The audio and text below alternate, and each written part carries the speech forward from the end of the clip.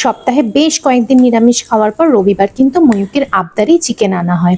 কিন্তু চিকেনের সাথে যে সলিড পিসগুলো আসে সেগুলো কি করব, কার পাতে দেব, মানে কত কিছুই না মাথা থেকে বের করতে হয়।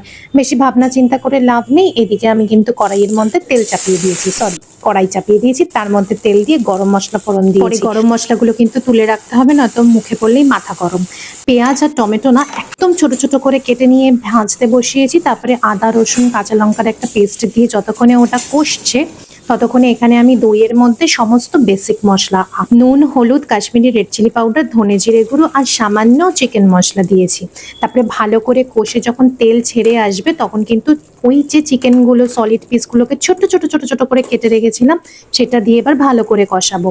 তেল দেখে ভয় পাবে না, এটা দইয়ের থেকেও তেলটা ভীষণ ছাড়ে। খুব ভালো করে কষে গিয়ে তেল ছেড়ে দেওয়ার পর আমি একটুখানি সামান্য চিনি আর কাসুরি মেথি দিয়েছি। এই অবস্থাতেও কিন্তু নামিয়ে দেওয়া যেতে পারে, কিন্তু সলিড পিস যেহেতু কম থাকে আর আমাদের মেম্বার 4 জন, সেটাকে একটুখানি বাড়ানোর জন্য তার মধ্যে জল দিয়ে জলটা ফুটে উঠলে তার মধ্যে ডিমগুলোকে টপক করে দিয়েছি। একটু ঢেকে রাখলে ডিমের ওপরের অংশটা হয়ে যাবে। এবার নামানোর আগে কাঁচা লঙ্কা, ধনেপাতা, অসাধারণ লাগবে। মানে তুমি যদি আগেও নামিয়ে ফেলো সেটাও ফাটাফাটি, এটা তো ফাটাফাটি। আমার বর খেয়ে বলছে কি দারুণ হয়েছে গো, যদি একটু তন্দুরি রুটি থাকতো জমে যেত। আমি বললাম আজকে রুটি দিয়ে জমিয়ে দাও।